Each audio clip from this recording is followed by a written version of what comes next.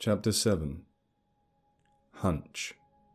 All right, city fella, lay him down over there, Sam instructed, making a note on the clipboard. You know, Sam stated, placing the bin of canned beans on the table. I have a name, old man. Sam grunted whilst he counted them. Yeah, funny thing is, I do too. Heh, fair enough. Is that everything? Hold on, give me a sec. Sam retorted, glancing down at his paper. Let's see, we got 24 cans of beans, 18 bottles of water, 15 cans of tomato soup, corn, and mixed fruit. Non-perishables look pretty good. Over here, 2 med kits, 5 lanterns, 1 flare gun with 4 shots. So, are we good then? Sam glared at him. You know, if you ain't the most impatient, what's the rush anyhow? You got somewhere you need to be? Carol and Ruth emerged from the stairs into the diner. Alex caught sight and rolled his eyes. Great, you back for round 2, Blondie? He remarked as they approached. Looky here, Missy, Sam chimed in. we don't want to start any more trouble around here. I don't either, Carol replied. She noted the bandage on Alex's face. Yeah, about that. How's your nose? Alex jibed.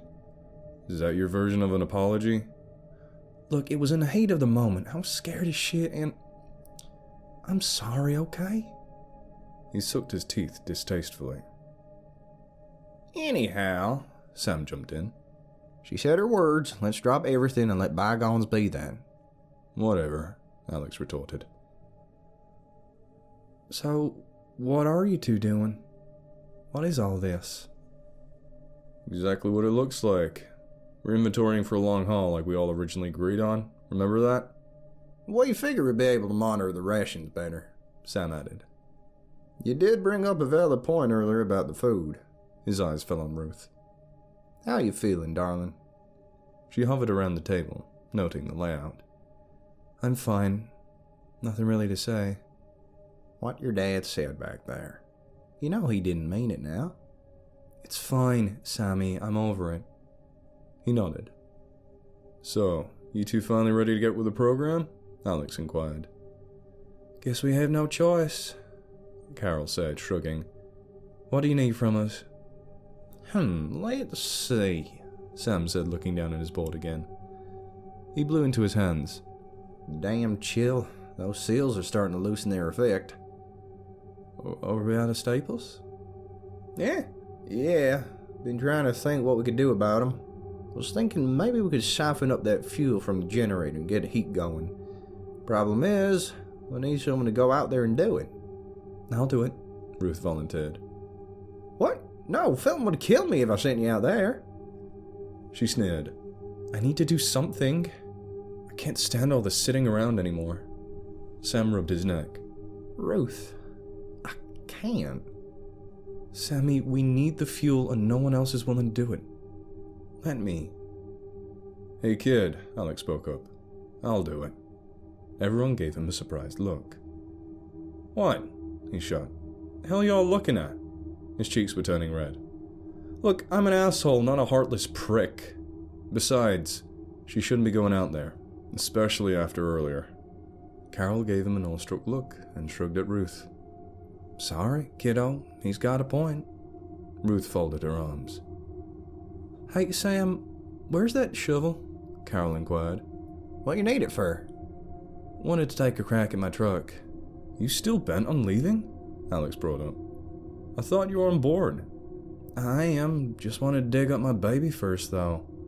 I love my truck, and if I leave her out there as is, it's only going to be harder later. He eyed her for a second, then pointed to the shovel laying at the side of the table. She thanked him, grabbed it, and started to make her way to the stairs. By the way, she said halfway, where's Felton? Wanted to apologize to him too. Sam shrugged. I don't know. Haven't seen him since, well, you know, think he might need a little more time than we figured.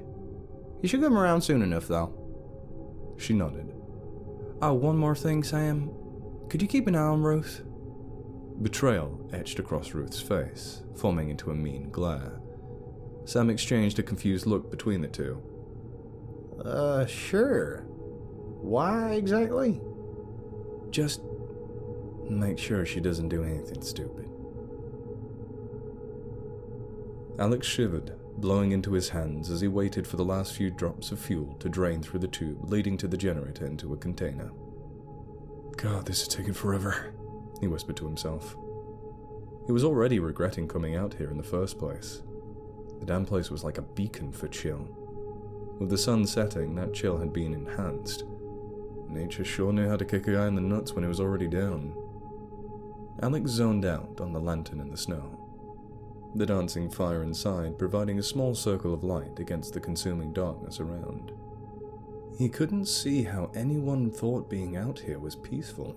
The thought of being exposed to vast emptiness, even in the shack, didn't hold the slightest comfort. His eyes returned to the bucket when he began to hear the steady flow of fuel dwindle to droplets.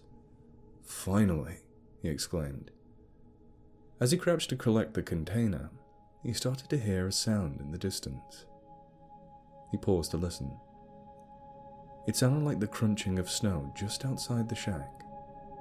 They were heavy footsteps. Who the hell would be moving around out there? Instantly his thoughts flashed on Ruth. Had she come out after all? She did seem like the rebellious type. Almost a reflection of him at that age. He sighed, grabbing the lantern on his way out, ready to scold her. God, I'm acting like the damn kid's mine, he thought. He poked his head out of the shack, ready to chide her. Everything outside was cloaked in darkness. He couldn't even make out the trees in the horizon. He could hear the heavy footsteps continue up ahead. Alex held up his lantern and was able to vaguely make out a figure. "Who's there?" he called out. "Kid, that better not be you!" Whoever it was halted, but didn't respond. "Hey, is that you? Look, it's too cold for games." The figure remained silent. Alex felt his patience starting to wane as he approached them. As he did, whispers started to fill the air. Startled, he looked around, attempting to find their owner, but all he could see was darkness. "You hear that?" he asked. "Somebody else out here with you?" The voices grew louder in response. He couldn't make out what they were saying. He turned his attention back to the figure and proceeded closer. "Why aren't you saying anything?" He closed the distance to them, his light slowly casting over them, revealing the back of Felton. "You?" Alex said softly. "What in the hell are you—" Yet his words fell flat when Felton turned around. Alex couldn't believe what he was seeing. His eyes were a bright blue, glowing like embers. He took a few steps back in shock. The glare Felton gave was intense, filled with malice. "You alright, man? What the hell's going on with your eyes?" Without hesitation, Felton swiftly walked up to him. He grabbed Alex's collar and threw him up against the wall and started choking him. What are... Alex could barely talk as he felt the air being squeezed out of him. He tried to free himself but failed against the giant's vice grip. All the while, Felton's unblinking blue gaze burned down into his, like he was peering directly into his soul. Alex could feel his vision fading quick. His eyes began scanning his surroundings, hoping to find anything that could prove useful before it was too late. Finally, he noticed a lantern still in his hands. He lowered it to the best of his ability, and with all his might, slammed it against the brute's head. Felton was barely fazed. In fact, the blow seemed to enrage him, tightening his grip around Alex's neck, forcing out a gag from him. With options limited, Alex repeated the action. His pounding heart started to slow down. With it, Alex could feel each blow growing weaker. He was running out of time, yet he threw in another blow, and then another, until eventually the glass broke, releasing the flames all over Felton's coat. Finally, Felton let go, screaming out in pain. His screams didn't sound like his own, though. It was layered as if several others cried out in agony alongside him. Alex fell to the ground, feeling air once again rush into his burning lungs. He struggled to find his feet as Felton, or whatever the hell he was, attended to the flames consuming his jacket. Alex eyed the window back to the inside. Once he found the strength to stand, he made a break for it, but instantly he felt a harsh grip snag his shoulder. He glanced back to see Felton, the flames now reduced to smoke, but half of his face was left charred. The gleam in his eyes seemed to grow brighter, the burn seemingly providing little pain. With insane strength, he reeled Alex back and lifted him like nothing, and heaved him straight into the wall of the shack, splitting the wood in the process. Alex felt an ungodly pain, the wind torn from his lungs as his head smacked against the wall. He collapsed to the ground, the world around slowly fading to black as the snow from the roof of the shack crashed onto him, burying his body. Carol dug her shovel into the snow. Just as she had feared, it had hardened over the previous night. It was more ice than anything. She shifted a large clump with the weight of a boulder and tossed it to the side. She felt guilty outing Ruth as she had, but the kid had her whole life to still live. Carol couldn't let her throw it all away. Ruth was right that the creature, whatever it was, had to be stopped. But there was a better way, one that didn't involve giving into it. She only hoped her hunch didn't fail her.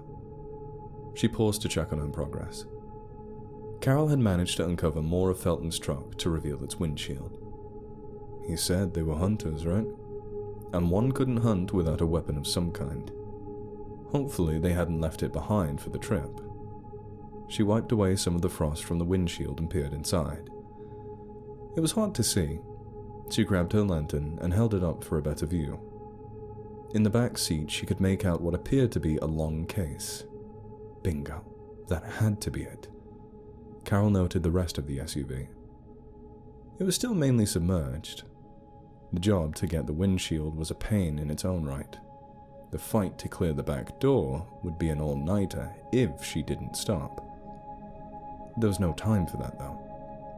Carol glanced at the shovel and back at the windshield. Felton wasn't going to like this, but she was already neck-deep in shit from her previous incident. What was a few more inches? She raised the shovel high and brought it down hard against the windshield. It produced a few large cracks across it, sending a strong wave through the shovel's handle into her hands. Carol recoiled. Admittedly, she was expecting it to break on the first swing. She lifted the shovel again and repeated the action but harder. The web of cracks expanded. She continued until the windshield started to cave in. Using the shovel, she wedged the glass out of frame and off to the side, and paused again to catch her breath. All the motion managed to warm her up a bit. Carol was about to climb in when she froze at the sound of voices. Instantly, it made the hairs on the back of her neck stand up. They were whispers, sounding close yet just out of earshot simultaneously. What were they saying? She strained her ears. They seemed to grow in volume. The wave of voices seemed to be whispering the same word repeatedly. Ma-ga. She scanned the area and, to her horror, found a pair of blue glowing eyes gazing at her from the shadows. Carol flinched. It was her. She was back. Carol exchanged a look from it to the case. Could she grab it in time? The figure slowly walked forward until the light from her lantern cast it over it. She stared back in awe. It was Felton. As he approached, she noticed his face was partially burned. "Felton?" she began. "What happened to your face? And why your eyes?" Something was off. He continued to walk towards her. He had a dazed look in his eyes. She'd seen it before, on Ruth. Carol started to back away. "Felton, are you all right?" she asked, a squeak in her voice. She didn't want to believe it. Not him. "Felton, is that... are you?" He stopped halfway, the gleam still shining in his eyes. A smirk formed on his lips. "She calls, Carol," he stated affirmatively. "Mother Gaia awaits her daughters." Carol's heart dropped. "No," she shook her head. "Not you, Felton." The smile grew on his face. "None may reject the call when chosen." Carol grimaced. Those damn words again. She exchanged a glance between the back seat and him. Could she make it in time? She had to try. She swallowed, her heart pounding erratically. Whatever had its hold on Felton made him smile wider, as if baiting her to make a move. It was now or never. Carol made a run towards the windshield. Felton instantly booked it towards her. She picked up the shovel and flung it at him, forcing him to fall over as he dodged. She started to climb inside the frame, yet he managed to reach her and grab onto her leg. Carol clung tightly to the SUV as he tried to reel her from it. His strength was incredible. She pulled harder against the frame, peeling pieces of leftover glass started to bite into her hands, but she held on tight. "You can't fight it, Carol. Mother's will is absolute. None may reject her." Carol could feel her grip weakening. "No, let me the fuck go!" The glass bit deeper into her flesh. She winced in pain. "Felton!" she pleaded. "You have to fight it! Fight, goddammit!" Yet she felt a strong yank finally separate her. Carol cried out, trying to kick herself free as he dragged her away from the SUV. She tried to claw at anything, but she only managed to pull at snow. It was over, she thought, feeling the hopelessness wash over her. What can she do now? Suddenly there was a loud bang from behind. Instantly, Carol was dropped. She crawled away and checked back to find Sam standing over Felton with a shovel. "The hell's gotten in your head, Felton? What are you doing?" However, Felton wasn't down for the count. He growled, slowly standing, immediately looming over the old man. Carol could see the fear in Sam's eyes when he saw Felton's. "Oh my God," he whispered. "Sam," Carol muttered. She didn't know what to do. Her voice drew his attention. He looked surprised, as if he'd forgotten she was there. Carol, when you see an opening," he stated, holding his ground whilst tightly gripping the shovel. "I want you to buck it. Ruthie and you can barricade yourselves inside, understand?" "But Sam..." "Listen now, don't argue with me and do it!" Before she could object further, Sam swung at Felton with the shovel, narrowly missing him. Carol bit her lip and glanced back at the SUV. She had to try again. She ran for it, climbing through the front. The tight confinement made it hard to pull herself through to the back seat. Behind, she could hear the grunts grow louder in between Sam's missing swings. "What the hell are you doing?" Sam yelled out. "Get out of here!" She reached out for the case and managed to pull the edge of it towards her. Sam's breathing sounded labored. Immediately, something was slammed hard into the snow behind her. With a full grip on the case, Carol yanked it into her arms and exited. She was shocked to find Felton on top of Sam, choking him with the handle. Sam's bruised and bloodied face leaned back to glance at her. Carol could see him struggling to stay conscious. She was ready to race to his aid until he yelled out, "Stop! Run! God damn it!" He gritted his teeth in pain. Tears rang down his eyes. "Run!" he gagged. Carol glanced back at the entrance, then at Sam, and closed her eyes. "Forgive me, Sam," she whispered and took off. Felton noticed and started to get up, but Sam grabbed onto his leg, forcing him to trip up. In response, Felton launched a hard kick back into the old man's face. Annoyed, he began to release a barrage of heavy blows down on it. Carol continued onward. Behind her, she could hear the sickening cracks grow louder until she reached the lobby. She struggled to maintain her balance while running with a heavy case. "Ruth!" she yelled out tiredly. "Ruth, where are you?"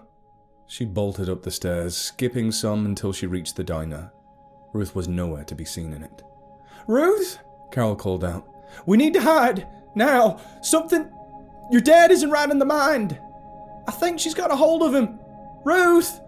She raced over to the kitchen and peeked inside. It was empty. We don't have time for this. We need to... Her words trailed when she could hear heavy footsteps racing from downstairs. Shit, she thought, taking off towards the lodging rooms. She ran down the hall, skipping the first few doors, finally turning to the one on the left. She kicked the door open, threw the case on the floor, and slammed the door behind her.